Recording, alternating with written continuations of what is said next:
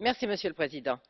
l'Union européenne, ne cessant de s'immiscer dans des problèmes pour lesquels elle n'a aucune légitimité, devrait faire preuve de moins d'angélisme. Répéter en boucle il faut se remettre à la table des négociations ne sert qu'à faire plaisir à celui qui le dit, mais certainement pas à faire avancer la paix en Colombie.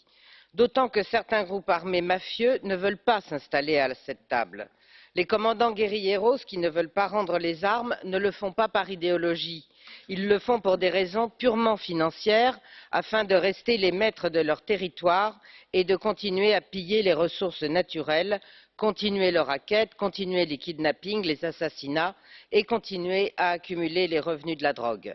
Face à des guérillas qui ne sont plus que criminels, les pays de l'Union seraient mieux inspirés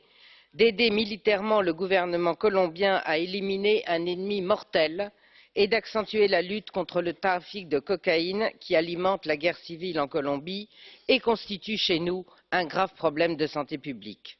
Un an et demi après un accord qui a été rejeté par le peuple colombien et sur lequel aucune légitimité populaire ne repose plus, certains axes sont à favoriser: accroître la lutte contre les narco-guérilleros, développer les programmes économiques dans des régions abandonnées par les guérilleros,